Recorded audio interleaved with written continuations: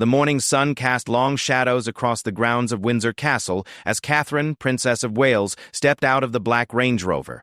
Her navy blue coat fluttered slightly in the autumn breeze, and she instinctively smoothed down her hair before walking toward the entrance. Royal photographers positioned behind the barriers immediately began clicking their cameras, capturing every moment of her arrival for the charity event. What they didn't expect to capture was the subtle moment that would later make headlines across royal watching circles. Prince William had arrived separately, as protocol often demanded. But as Catherine approached the main entrance, he appeared at the doorway. The cameras caught it all. The way his face lit up when he saw her, the almost imperceptible step forward he took, and most telling of all, the gentle touch he placed on her elbow as she reached him. Royal correspondent Sarah Mitchell had been covering the monarchy for over 15 years, and she immediately noticed something different. "I've photographed hundreds of royal events," she would later write in her column, but there was something in that brief moment that felt more intimate, more genuine than the usual formal interactions we typically see. The charity event itself was routine, a fundraiser for mental health awareness, one of the causes closest to both William and Catherine's hearts. They moved through the crowd separately at first, as was customary, greeting donors and volunteers with their practiced ease. Catherine spoke with teenage volunteers about their experiences, her genuine warmth evident as she crouched down to speak with younger children at eye level. Meanwhile, William engaged with the charity's board members, discussing funding initiatives and future programs. But throughout the event, royal watchers began to notice the small gestures. When Catherine was speaking with a group of mental health advocates, William's eyes would find her across the room. When he was deep in conversation with potential donors, she would glance in his direction, often catching his eye and sharing what appeared to be a private moment of understanding. Lady Margaret Thornfield, a long-time royal observer and author of 3 books on modern monarchy, was present at the event in her capacity as a patron of several mental health charities. She had known both William and Catherine since their university days, having met them during various charitable functions over the years. "I noticed they seemed more synchronized," she recalled weeks later, not in an obvious way, but in subtle movements. When one would shift position, the other seemed to unconsciously mirror it. When Catherine laughed at something a volunteer said, William smiled from across the room, as if he could hear her joy. The most significant moment came during the formal presentations. As tradition dictated, William was to give the main address, with Catherine presenting awards to outstanding volunteers.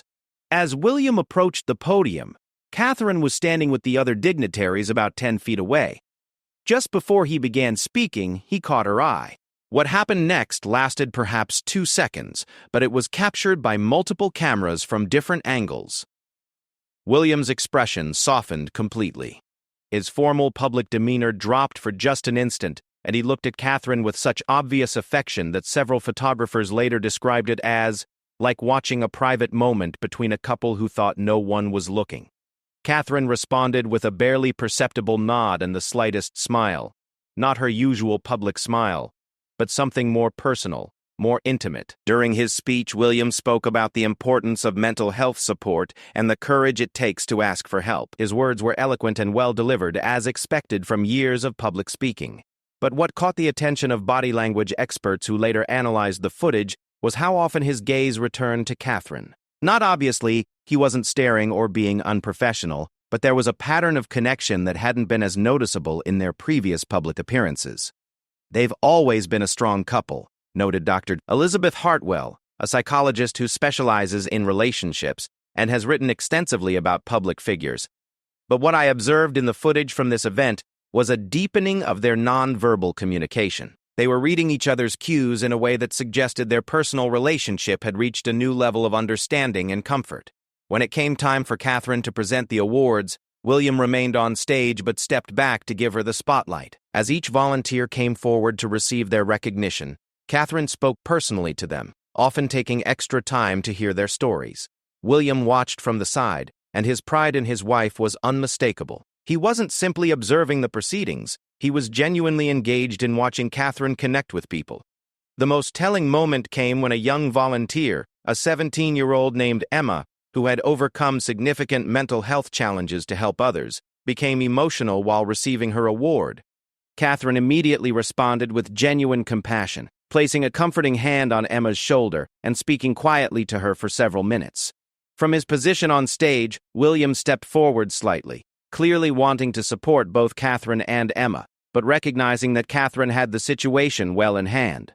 Instead of interfering, he waited, and when Catherine glanced back at him briefly, he gave her an encouraging nod. Later, when the formal presentations were over, William made a point of seeking out Emma personally, referencing something Catherine had mentioned about the young woman's story. Royal protection officers who observe the family constantly but rarely comment publicly later anonymously shared observations with royal correspondents. One noted that the couple's coordination had improved significantly. They move together more naturally now, the officer shared.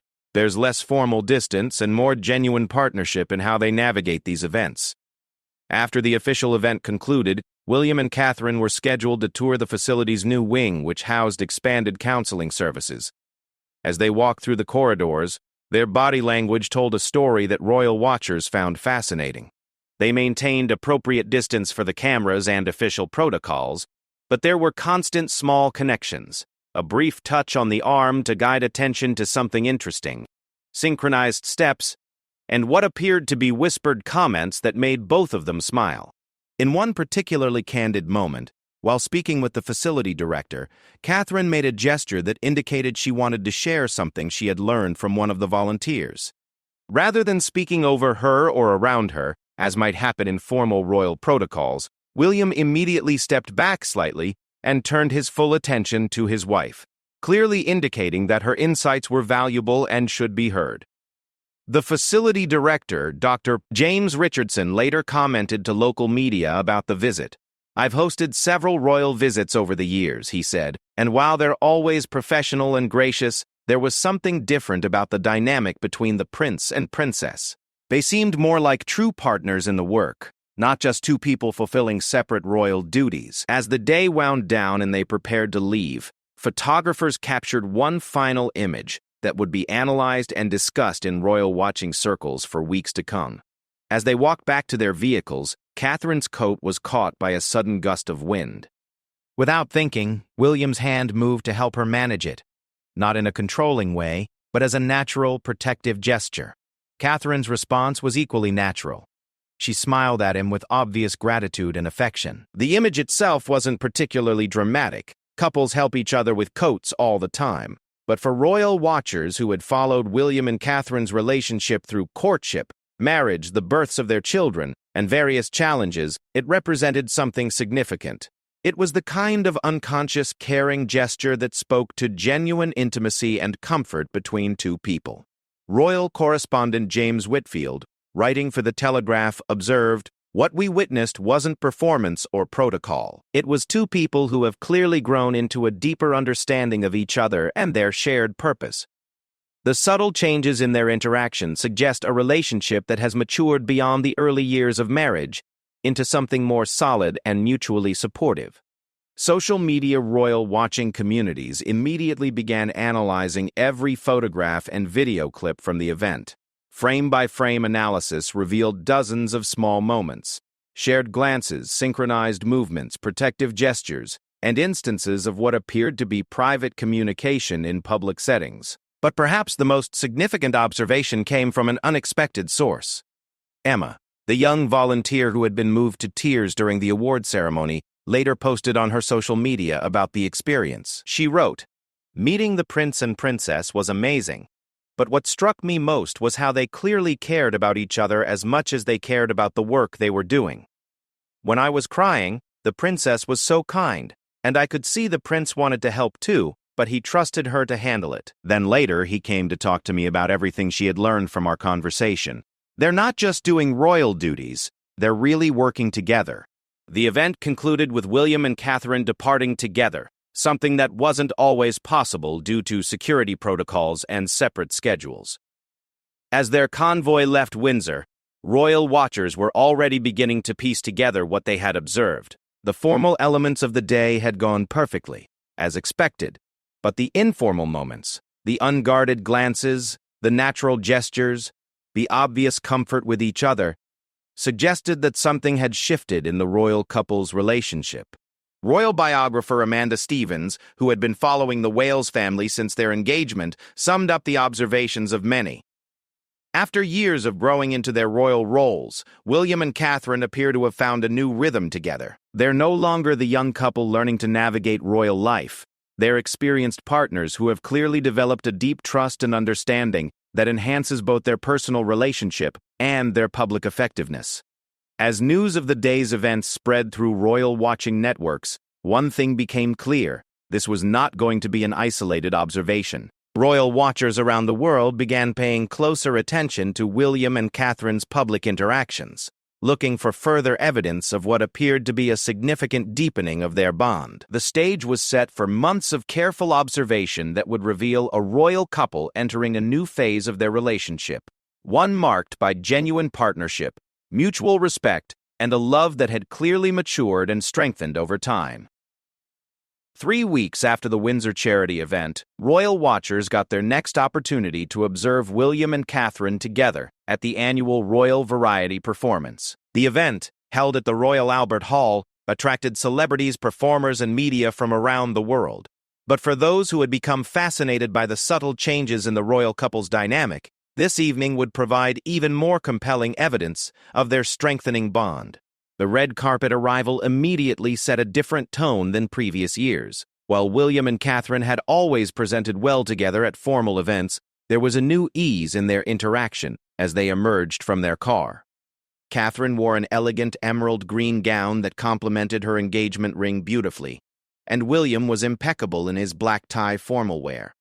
But what caught the attention of seasoned royal photographers was the natural way William's hand found the small of Catherine's back as they paused for photos. In previous years, their red carpet interactions felt more rehearsed, observed veteran royal photographer Marcus Henderson, who had covered every royal variety performance for the past decade. This time, William's protective gestures seemed completely unconscious. He wasn't performing for the cameras, he was simply looking after his wife. The moment that would dominate royal watching social media for days came when a sudden gust of wind threatened Catherine's carefully styled hair. Without missing a beat in his conversation with event organizers, William stepped slightly closer to shield her from the wind. The gesture was so smooth and natural that it appeared choreographed, but the genuine smile Catherine gave him in response suggested it was entirely spontaneous. Inside the venue, the royal couple's seating arrangement followed traditional protocol: center box seats with clear views of both the stage and the audience. What wasn't traditional was the level of communication between them throughout the performance.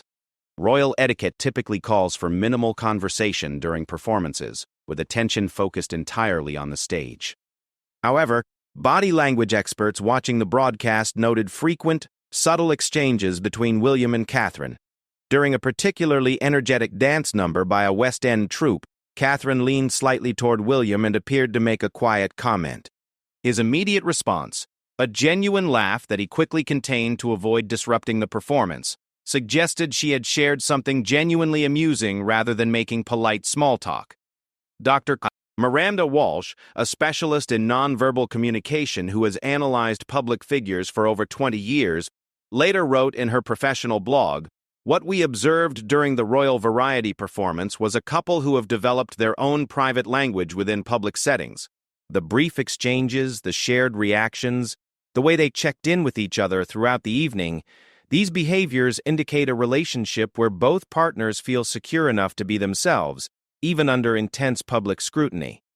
The evening's entertainment included performances from established stars and up-and-coming artists. During a particularly moving solo performance by a young singer who had overcome significant personal challenges to achieve success, both William and Catherine were visibly moved. But what struck observers was how they shared this emotional response. When Catherine reached for her handkerchief during the song's climax, William's hand moved slightly toward her, not to offer comfort but to acknowledge her emotion. When she collected herself and smiled, he nodded almost imperceptibly, showing he understood her reaction. Between acts, the royal couple traditionally meets with performers and production staff in private reception rooms. This year, their joint interactions with the entertainers provided more evidence of their evolved partnership. Rather than taking turns speaking with guests or dividing conversations between them, they seemed to flow naturally in and out of discussions together. Comedian Sarah Jenkins, who had a brief conversation with both royals during the intermission, later shared her impressions with entertainment media. They finish each other's thoughts in the most natural way. The princess would start to ask about something, and the prince would seamlessly continue the question, adding details that showed he'd been thinking about the same thing. It wasn't practiced. It was like watching two people who really know each other. The evening's host, a well-known television presenter, who had met the royal couple several times over the years, noticed changes in their public personas. In earlier encounters, they were always lovely, but there was a formality to how they interacted with each other in public, he recalled. This time, there was more warmth, more obvious affection. The prince seemed more relaxed, and the princess appeared more confident in sharing the spotlight with him. During the second half of the performance, an unexpected moment provided perhaps the most telling insight into their relationship. A technical malfunction caused a brief delay between acts, leaving the audience in partial darkness for several minutes. In their box, William and Catherine found themselves in a moment of unplanned privacy within their very public evening. Camera operators, thinking the couple might prefer not to be filmed during the technical delay, had turned their attention elsewhere. However, one remote camera continued recording, and the footage later revealed what appeared to be a genuine private moment. William leaned over to Catherine and appeared to ask if she was comfortable, gesturing toward her shoes. She smiled and shook her head, indicating she was fine, but then reached over and briefly squeezed his hand in what appeared to be gratitude for his concern. When the lights came back up and the performance resumed, both returned immediately to their public demeanor, but the brief glimpse into their private dynamic was not lost on those analyzing their relationship.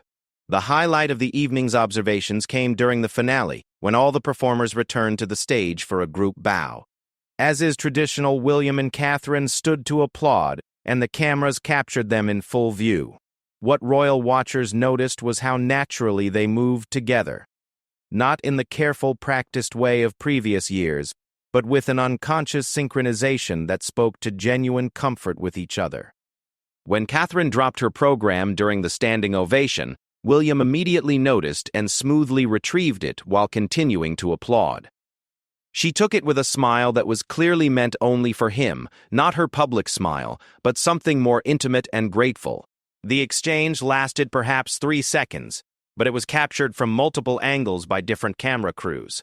Royal correspondent Victoria Ashworth, writing for Harper's Bazaar, noted, "The program incident was nothing significant in itself, but William's immediate awareness of Catherine's needs and her natural acceptance of his help spoke to a level of attunement that goes beyond good manners or royal training. These are two people who pay attention to each other's comfort and well-being as a matter of course." After the performance, the traditional backstage meetings provided more opportunities for observation. The royal couple spent time with the evening stars, expressing genuine appreciation for their performances.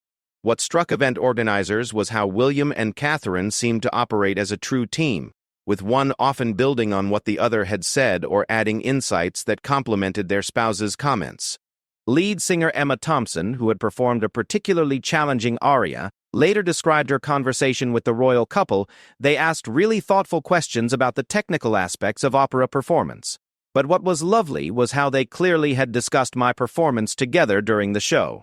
The princess mentioned specific moments she had particularly enjoyed, and the prince added observations about the musical arrangements. You could tell they had been paying attention together, if that makes sense. The evening concluded with the traditional departure, but even this routine moment provided evidence of their strengthened bond. As they prepared to leave through the stage door, a crowd of fans had gathered despite the late hour. While security protocols typically call for quick, efficient departures from such events, William and Catherine took time to acknowledge the waiting crowd. What observers noted was how they worked together to make sure they could greet as many people as possible in the limited time available. Catherine focused on children and young people in the crowd, while William engaged with older fans and veterans. But throughout their separate interactions, they remained aware of each other's position and progress, occasionally making eye contact to coordinate their movements. When a young fan asked Catherine for an autograph, protocol required her to politely decline, as working royals don't typically sign autographs. However, she spent extra time talking with the child about their interest in music and performance. William, noticing the extended conversation, moved closer and joined the discussion. asking the child about their own musical aspirations. Together, they turned what could have been a disappointing moment for the young fan into a memorable conversation about following dreams and working hard. Security personnel, who observed the couple constantly but rarely commented publicly, later noted to royal correspondents that the evening had been particularly smooth in terms of managing their movements and interactions. One protection officer, speaking anonymously, said, "When two people move together naturally, it makes our job easier. There's less need to coordinate between separate protection details when the principals are clearly operating as a team." As their car pulled away from the Royal Albert Hall, photographers captured one final image that would become symbolic of the evening. Through the car window, William and Catherine could be seen leaning toward each other, apparently discussing the evening's events. Catherine's head was tilted toward William in a pose that suggested genuine interest in what he was saying, while his posture indicated he was sharing something that had particularly struck him about the performances. The image itself wasn't particularly remarkable. Couples talk in cars all the time. But coming at the end of an evening filled with small moments of connection and coordination, it reinforced the growing impression among royal watchers that William and Catherine had entered a new phase in their relationship. Royal biographer Thomas Hartwell, analyzing the evening's events, wrote, "What we witnessed at the Royal Variety performance was not a couple performing their royal duties in parallel, but genuine partners sharing an experience. Their individual interactions with performers and audience members were enhanced by their obvious connection to each other. They seemed to draw energy from each other's presence, rather than simply coexisting in the same space." Social media analysis of the evening revealed thousands of comments from viewers who had noticed the same subtle changes that professional royal watchers had been observing. Comments ranged from appreciation for their obvious affection to observations about their improved teamwork during public engagements. One Twitter user summed up the sentiment of many, "Watching William and Catherine tonight, you can see how much they genuinely enjoy each other's company. It's not just duty or obligation. They actually like being together, and it shows in everything they do." The Royal Variety performance had provided clear confirmation of what royal watchers had begun to suspect after the Windsor charity event.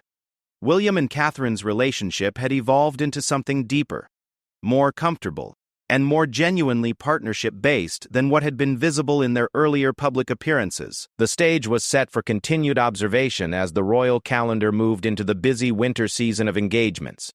The Christmas season brought with it a series of royal engagements that would prove to be the most revealing yet of William and Catherine's deepening bond.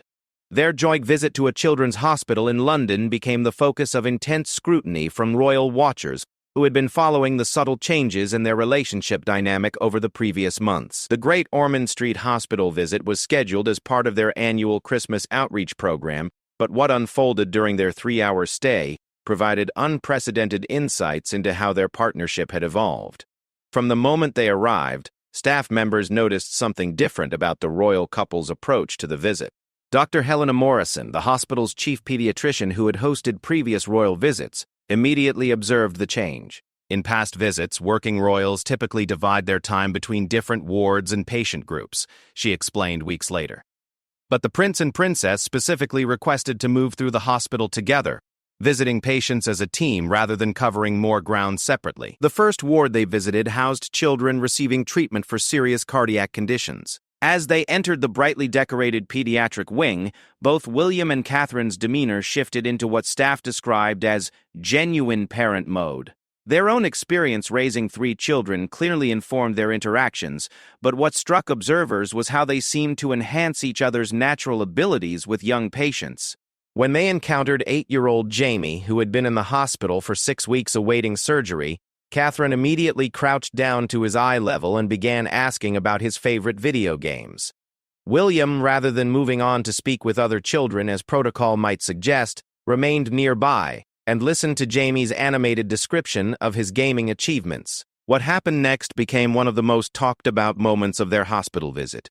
Jamie mentioned that he was worried about missing Christmas at home, and Catherine's expression immediately showed her empathy. Without any apparent coordination, William stepped forward and shared that he and Catherine had also been in hospital during Christmas, when their own children were young, making the experience less frightening by focusing on the special things that made hospital Christmases unique. Nurse Sarah Williams, who had been caring for Jamie, later recalled, "It wasn't just that they were kind to him, lots of visitors are kind, but they seemed to really understand what he was going through, and they talked to each other about it in front of him, like parents would." Jamie could see they genuinely cared and were thinking together about how to help him feel better.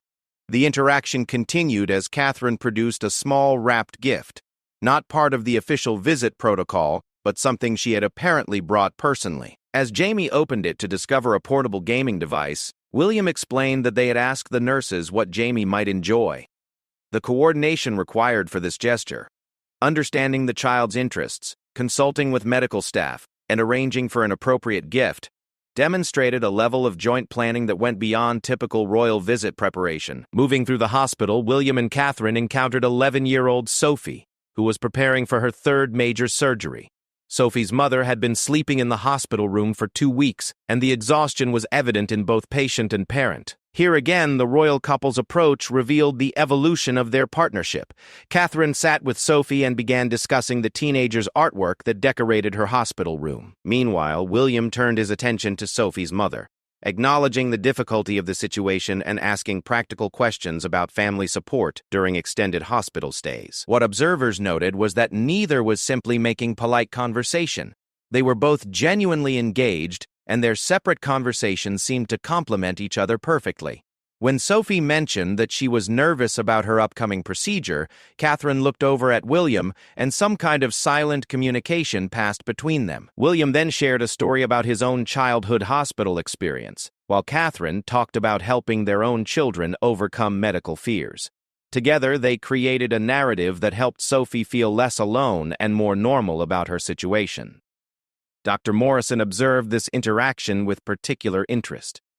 "What I saw was two people who had clearly developed a shared approach to difficult conversations with children," she noted.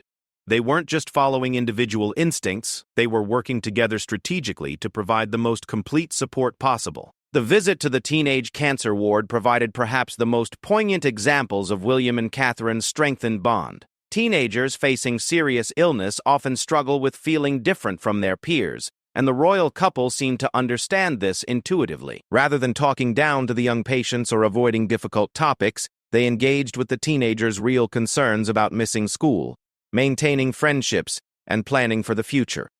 16-year-old Marcus, who had been receiving treatment for leukemia for 8 months, initially seemed reluctant to engage with the royal visitors. His parents had encouraged him to be polite, but his body language suggested he wasn't particularly interested in meeting another set of well-meaning adults who would tell him to stay positive. Catherine approached Marcus differently than she had the younger children, treating him more like an adult and asking specific questions about his treatment experience. William, meanwhile, noticed Marcus's collection of university prospectuses on his bedside table and struck up a conversation about future educational plans. What emerged was a genuine discussion about how serious illness affects academic timelines and career planning. The conversation took an unexpected turn when Marcus admitted he was worried about being behind his classmates and whether universities would understand his medical situation. Catherine and William exchanged a look, and then William shared information about educational support programs for young people with serious illnesses, while Catherine talked about the importance of not letting medical challenges define future possibilities. Marcus's mother, who had been watching the interaction, later described it to local media. They didn't just sympathize with Marcus, they actually listened to his specific concerns and provided useful information. But what struck me most was how they seemed to be thinking together about how to help him. One would make a point, and the other would build on it in a way that showed they really understood each other's perspectives. The visit to the hospital's family accommodation wing provided another window into William and Catherine's evolved partnership. These facilities house families of patients receiving long-term care, often in difficult circumstances. The royal couple spent time with parents, siblings, and extended family members who had been living in uncertainty for weeks or months. Here, their own experience as parents became particularly relevant. They met David and Linda Peterson, whose 4-year-old daughter Emma had been in intensive care for 3 weeks following a serious accident. The emotional toll on the family was evident, and the couple had barely left their daughter's bedside. Catherine's approach was to focus on the practical aspects of their situation, asking about support systems, childcare for their older children, and how they were managing daily necessities. William concentrated on the emotional challenges David was facing as a father watching his child suffer. Together, they provided a comprehensive support conversation that addressed both practical and emotional needs. What hospital staff found remarkable was how naturally William and Catherine divided these responsibilities without any apparent coordination. It was like watching two people who had learned to read each other perfectly, observed social worker Jenny Martinez, who specializes in family crisis support. They seemed to instinctively understand what the other person was contributing to the conversation and how to complement that support. The Peterson family situation became particularly emotional when Linda broke down while describing her feelings of helplessness. Catherine immediately moved closer and offered physical comfort while William stepped in to continue the conversation with David, preventing an awkward pause that might have made Linda feel self-conscious about her emotional response. Minutes later, when David struggled to articulate his own fears about Emma's recovery, William created space for that vulnerability while Catherine engaged with their older son, who had been feeling neglected during the crisis. The seamless way they managed this complex family dynamic demonstrated a level of partnership that extended far beyond their public roles. The final stop of their hospital visit was the staff break room, where they met with doctors, nurses, and support personnel who had been working throughout the Christmas period. This part of royal visits often feels more formal, as medical professionals are typically well prepared for brief interactions with visiting dignitaries. However, William and Catherine's approach turned this into a genuine appreciation session rather than a formal meet and greet. Catherine focused on understanding the daily challenges staff faced in providing pediatric care during holidays, while William asked specific questions about resource needs and institutional support for medical professionals working under stress. Dr. Morrison was struck by their genuine interest in the systemic issues affecting patient care. They asked questions that showed they had been thinking about healthcare challenges beyond this single visit, she recalled. The princess wanted to understand staffing pressures, and the prince was asking about funding for family support programs. Together, they were gathering information that suggested they were considering how they might help address broader healthcare needs. What medical staff found most impressive was how William and Catherine connected individual patient stories to larger healthcare policy discussions. When nurse practitioner Michael Thompson mentioned the challenges of providing continuity of care for long-term pediatric patients, Catherine referenced specific families they had met earlier in the visit, while William connected those individual cases to broader questions about healthcare resource allocation. The conversation revealed that the royal couple had been listening carefully throughout their visit and processing what they learned in real time. Their ability to move between emotional support for individual families and strategic thinking about healthcare policy demonstrated a sophisticated understanding of both their personal and institutional roles. As their visit concluded, William and Catherine's departure provided one final revealing moment. As they walked back through the hospital corridors, they encountered several of the families they had met earlier. Rather than simply waving goodbye, they stopped to check in briefly with each family, showing they remembered specific details from their earlier conversations. With young Jamie, Catherine asked if he had started playing his new game, while William reminded him about their conversation about staying connected with school friends during his recovery. With Sophie's mother, William inquired about the family support arrangements they had discussed, while Catherine gave Sophie an encouraging word about her upcoming surgery. These follow-up interactions weren't part of the formal visit schedule, but they demonstrated the personal investment both William and Catherine had made in the people they met. More significantly, their coordinated approach to these goodbyes showed how naturally they had begun operating as a unified team in their royal duties. Hospital Administrator Robert Clark, who had coordinated the visit, later reflected on what he had observed. "I've organized visits from many public figures over the years, and this was different. The prince and princess weren't just fulfilling their obligations. They were genuinely collaborating to provide the most meaningful support possible to our families and staff." Their partnership enhanced both of their individual strengths. As their car pulled away from Great Ormond Street Hospital, photographers captured images of William and Catherine deep in conversation about their visit. Both appeared emotionally affected by what they had experienced, and their body language suggested they were processing the day's events together, sharing observations and discussing possible follow-up actions. The hospital visit had provided the clearest evidence yet that William and Catherine's relationship had evolved into a true partnership that enhanced their effectiveness as working royals while demonstrating genuine personal growth and deepening mutual support. The new year brought unprecedented challenges that would test William and Catherine's strengthened bond in ways that royal watchers could never have anticipated. A series of events over the span of 6 weeks would reveal not just the depth of their partnership, but how they supported each other through both public scrutiny and private difficulties. The first challenge emerged in mid-January when Catherine faced intense criticism in the media over a cancelled engagement. She had been scheduled to attend a high-profile environmental summit, but had to withdraw at the last minute when Prince Louis developed a serious ear infection requiring immediate medical attention. While any parent would prioritize a child's health emergency, some media outlets questioned her commitment to royal duties and suggested the cancellation reflected poorly on the monarchy's reliability. The criticism was particularly harsh because it played into long-standing narratives about work-life balance within the royal family. Several tabloid headlines suggested Catherine was not taking her royal responsibilities seriously enough, and social media commentary ranged from supportive to brutally critical. William's response to this media storm provided the first clear indication of how their relationship had evolved under pressure. Rather than allowing palace communication staff to handle the situation entirely, William made the unusual decision to personally address the criticism during his next public appearance. At a routine visit to a veterans' housing project, William was approached by reporters asking about Catherine's cancelled engagement. Instead of deflecting or giving a standard response about privacy, William spoke directly about the situation. "When your child needs you, nothing else matters," he said firmly. "Catherine made exactly the right choice, and I completely support her decision. Our children will always come first." Royal correspondent Angela Morrison, who had been covering the monarchy for over 2 decades, immediately recognized the significance of William's response. "Working royals typically don't address family criticisms directly," she noted.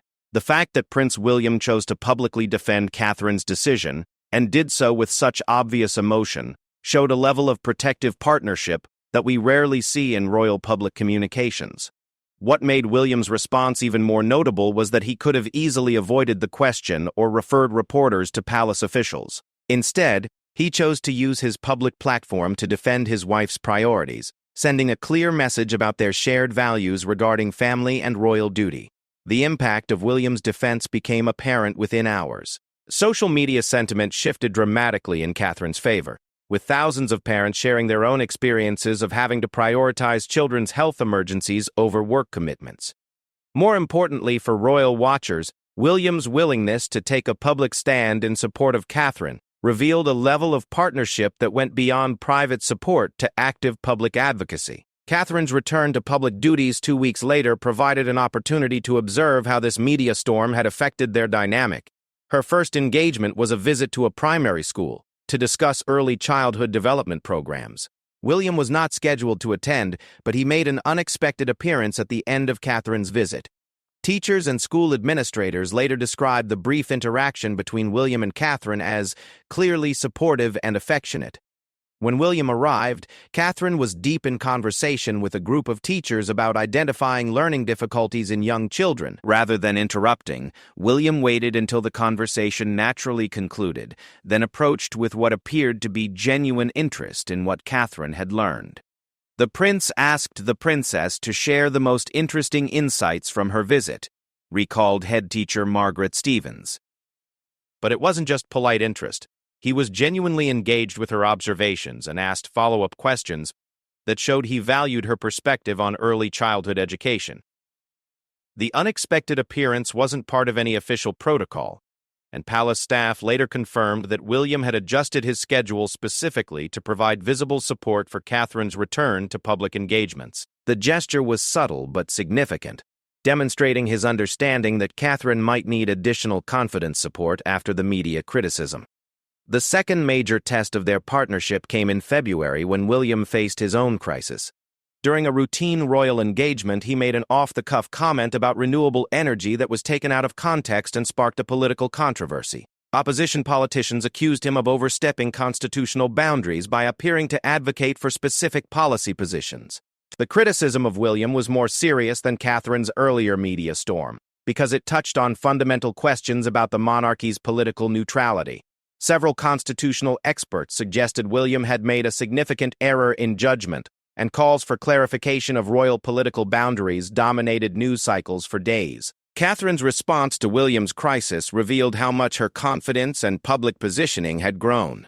At her next scheduled engagement, a visit to a women's shelter, she was asked directly by reporters about William's controversial comments. Rather than avoiding the question or deferring to palace communications, Catherine chose to address it thoughtfully. "William is deeply committed to environmental protection, as am I," she said calmly. "His passion for these issues comes from genuine concern for the future we're leaving our children. I think anyone who knows him understands that his commitment to environmental causes is personal, not political." Catherine's response was masterful in several ways. She supported William's character and motivations without defending his specific comments. She positioned his environmental advocacy as parental concern rather than political positioning. Most importantly, she demonstrated confidence in speaking publicly about a sensitive situation affecting her husband. Royal constitutional expert Dr. James Whitfield later analyzed Catherine's response. The princess showed remarkable skill in supporting her husband while maintaining appropriate constitutional distance from political controversy. Her ability to reframe the discussion around shared parental values was both personally supportive and institutionally appropriate. What royal watchers found most significant about Catherine's handling of the situation was how naturally she had stepped into a protective role similar to what William had provided for her weeks earlier. Their partnership appeared to operate on genuine reciprocity, with each providing public support when the other faced criticism. The constitutional controversy surrounding William continued for another week, with various political figures and media commentators debating the appropriate limits of royal public commentary. During this period, Catherine's public appearances provided subtle but consistent support for her husband without directly addressing the political aspects of the debate. At a mental health awareness event, Catherine spoke about the importance of environmental factors in childhood development, indirectly reinforcing William's environmental concerns while staying focused on her own areas of expertise. At an arts education forum, she mentioned the need for young people to engage with environmental challenges, again supporting William's advocacy in an appropriate context. These supportive references weren't scripted or obvious. They emerged naturally from Catherine's own interests and expertise. But their cumulative effect was to demonstrate unified concern about environmental issues while keeping Catherine's public statements within appropriate bounds. The resolution of William's constitutional controversy came when he issued a carefully worded statement clarifying his commitment to political neutrality while maintaining his right to advocate for causes affecting future generations. Catherine's subtle support during the crisis had provided him with the space and confidence to craft an appropriate response without appearing to retreat from his environmental commitments. Royal biographer Susan Hartwell observed, "What we witnessed during both crises was a couple who had learned to provide strategic support for each other's public roles while maintaining their individual integrity and expertise. They weren't just offering personal comfort, they were actively helping each other navigate complex public challenges." The third challenge came in late February, when both William and Catherine faced criticism together over their handling of a controversial charitable partnership. An organization they had supported for several years became embroiled in a financial scandal, and questions were raised about royal due diligence in selecting charitable partners. This shared crisis provided the most revealing look yet at how William and Catherine operated as a team under pressure. Rather than dealing with the situation separately or allowing palace staff to manage all communications, they chose to address the controversy together through a joint statement and coordinated public appearances. Their first joint appearance after the charity scandal broke was at a housing development project in London. Both had been scheduled to attend, but their approach to addressing the elephant in the room showed sophisticated coordination. When asked about the charitable partnership, William took the lead in acknowledging the disappointment, while Catherine focused on their commitment to thorough vetting processes for future partnerships. "We obviously share the public's disappointment about this situation," William said. "Our charitable partnerships are based on trust, and when that trust is broken, we take it very seriously." Catherine then added, "We're committed to ensuring our due diligence processes reflect the highest standards, because the causes we support are too important to be damaged by poor oversight." Their coordinated response demonstrated several things. They had clearly discussed and agreed on their position before facing the media. They were comfortable dividing responsibilities between them, and they were both prepared to take accountability while outlining constructive next steps.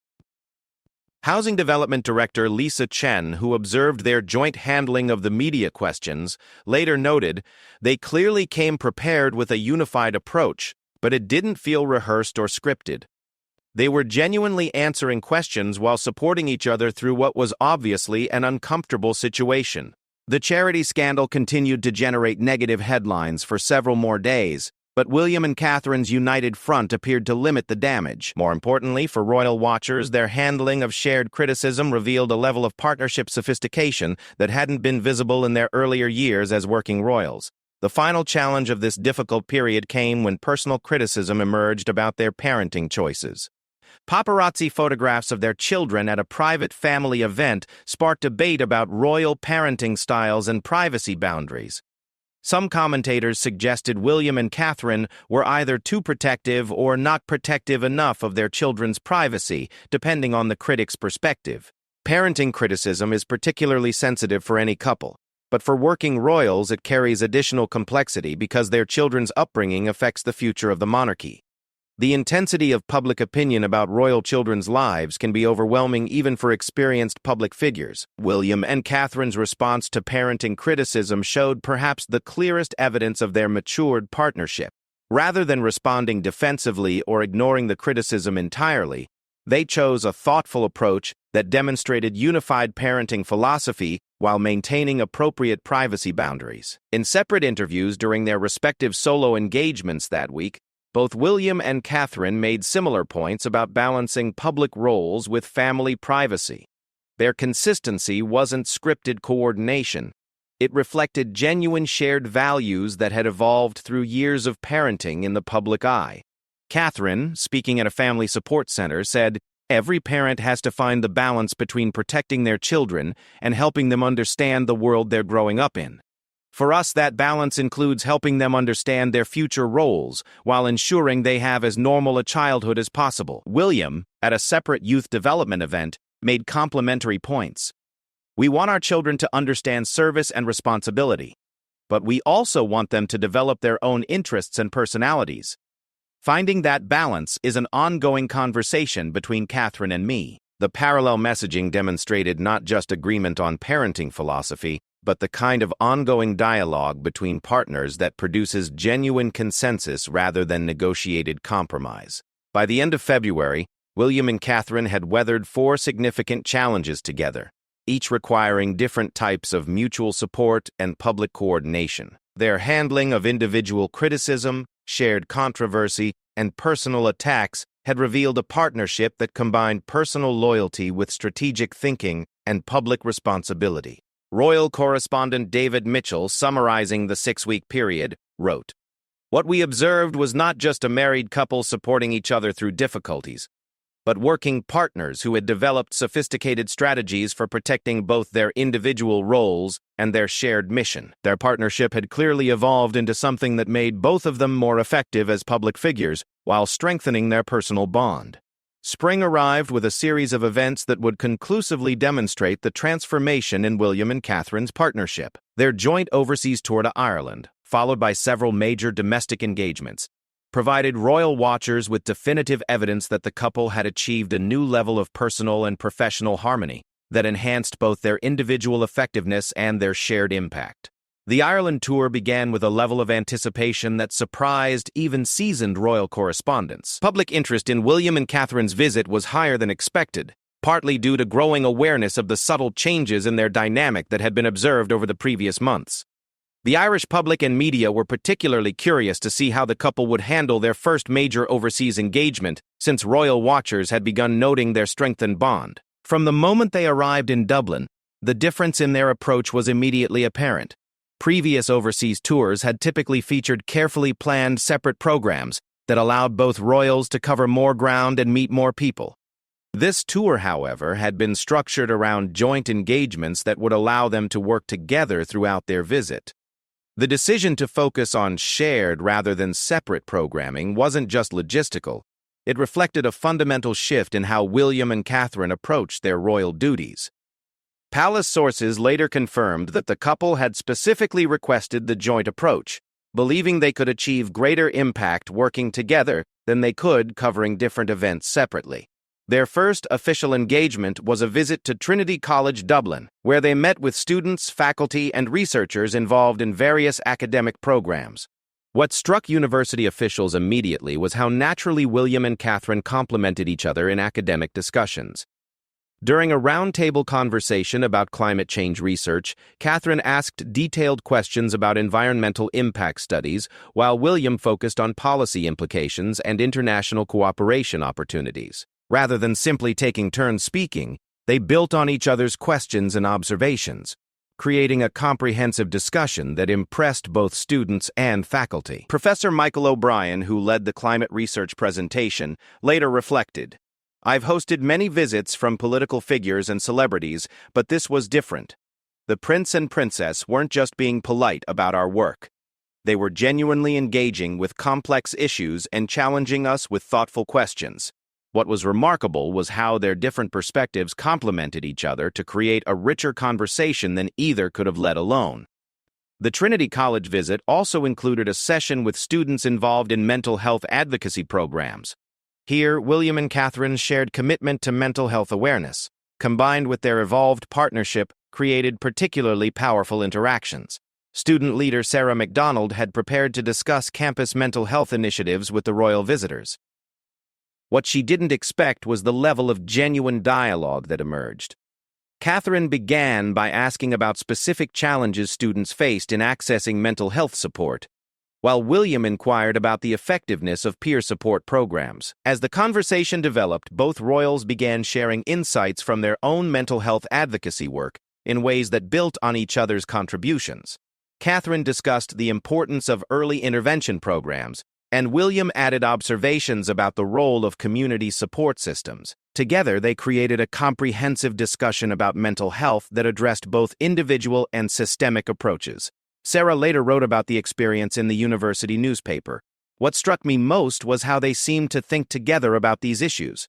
It wasn't like talking to two separate people who happened to be married. It was like talking to partners who had developed a shared understanding of complex problems while bringing different strengths to potential solutions." The second day of the Ireland tour included a visit to a community development project in Cork that had been particularly successful in combining economic development with environmental sustainability.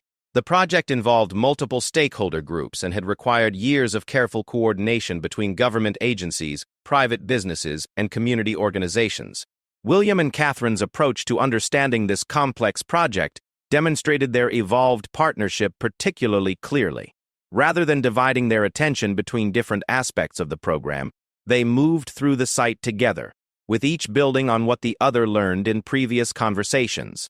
When they met with local business leaders, Catherine asked about the challenges of implementing sustainable practices while maintaining economic viability. William then followed up with questions about government support systems and regulatory frameworks.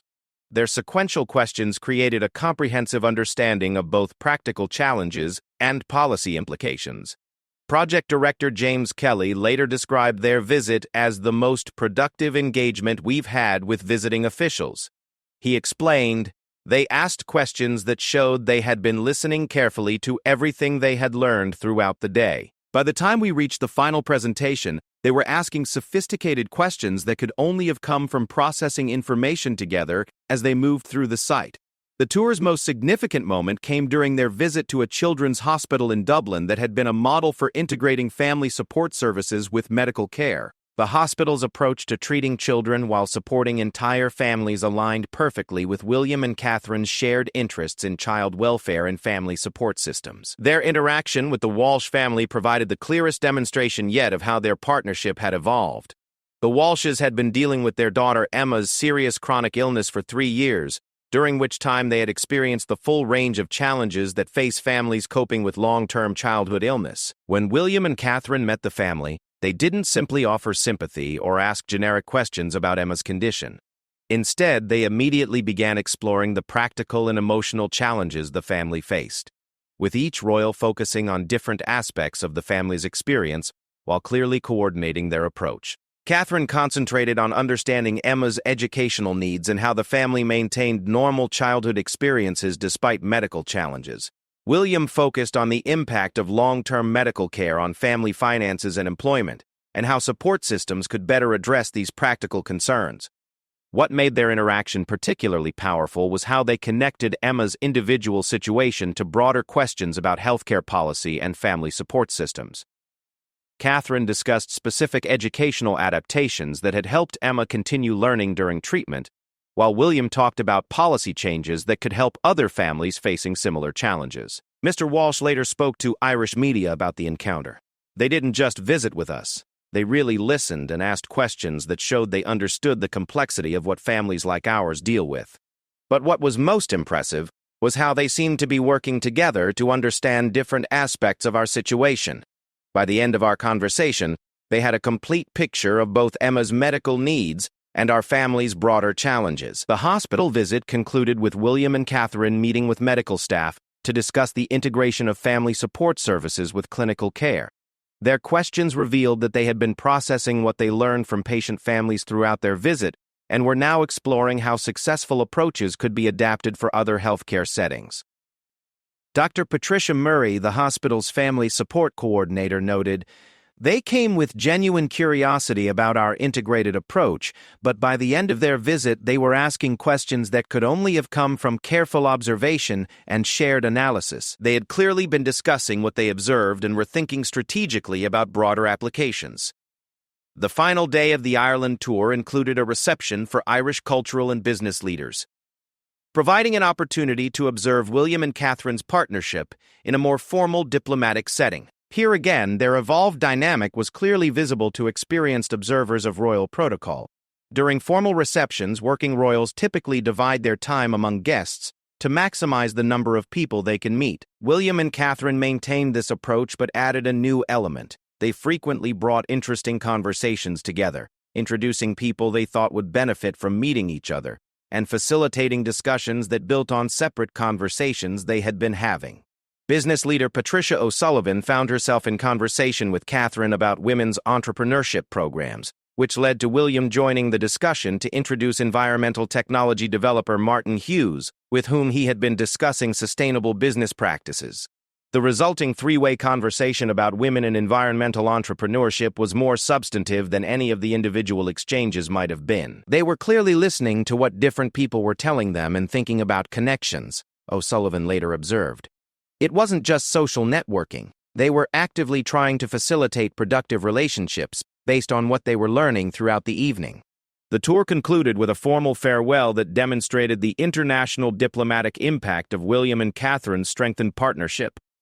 Irish government officials noted that the couple's coordinated approach to understanding Irish issues and their obvious genuine engagement with complex challenges had enhanced the diplomatic value of the visit. Taoiseach Michael Martin commented publicly on the tour's success. The Prince and Princess brought a level of serious engagement with Irish issues that exceeded expectations. Their genuine partnership in exploring solutions to shared challenges between our countries created opportunities for enhanced cooperation that purely ceremonial visits might not have achieved. Returning to the UK, William and Catherine's next major engagement was the annual Commonwealth Day service at Westminster Abbey, where the subtle changes in their dynamic would be observed by representatives from dozens of countries and covered by international media. The Commonwealth service traditionally requires precise protocol coordination as it involves multiple royal family members, foreign dignitaries, and complex ceremonial requirements. William and Catherine's role in this event provided another opportunity to observe how their partnership had evolved under formal ceremonial pressure. What struck protocol experts was how effortlessly William and Catherine navigated the complex social and ceremonial requirements while maintaining their natural connection to each other. During the formal processional, they maintained appropriate ceremonial distance while staying obviously connected through subtle glances and synchronized movements. Former Royal Protocol Officer Jennifer Martinez, observing the service, noted, In previous years, you could see them concentrating on getting the ceremony right. This time, they seemed completely comfortable with the protocol requirements, which allowed their natural partnership to show through even in this most formal setting.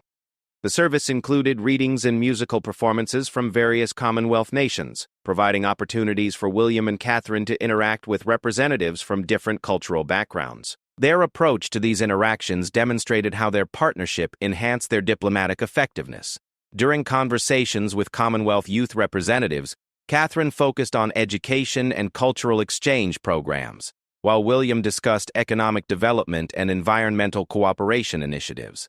But rather than conducting separate conversations, they frequently brought their discussions together, creating richer dialogue about connections between education, economic development, and environmental sustainability.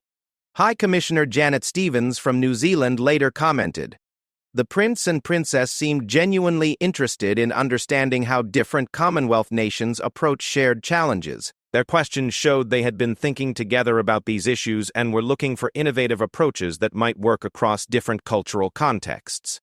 The final evidence of William and Catherine's transformed partnership came during their spring garden party at Buckingham Palace, an event that typically involves meeting hundreds of guests in a carefully choreographed but seemingly informal setting. Garden parties require royals to make brief but meaningful connections with a wide variety of people, while maintaining energy and enthusiasm throughout several hours of continuous social interaction. William and Catherine's approach to the garden party demonstrated the full maturity of their evolved partnership. They moved through the crowd together more than separately, but in a way that allowed them to connect with more people rather than fewer. Their coordination was so natural that guests often didn't realize they were witnessing sophisticated teamwork. When they encountered groups with diverse interests or backgrounds, one would often engage with part of the group while the other focused on different members. Then they would naturally merge the conversations or introduce people to each other based on shared interests they had discovered.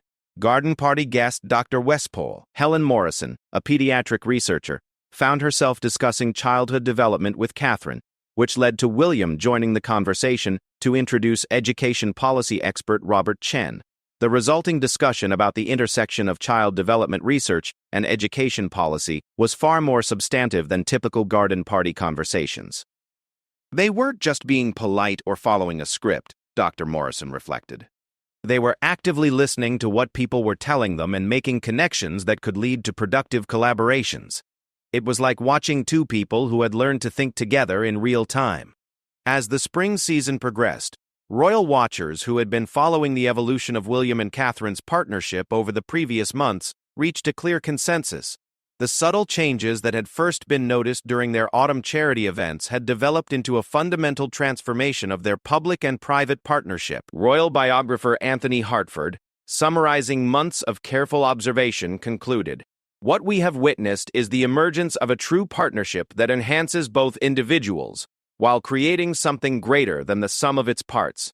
William and Catherine have moved beyond the early stages of learning to be working royals into a mature collaboration that makes both of them more effective, while demonstrating genuine mutual support and affection." The transformation was complete, but royal watchers recognized that this was not an ending, but rather the beginning of a new phase in William and Catherine's relationship.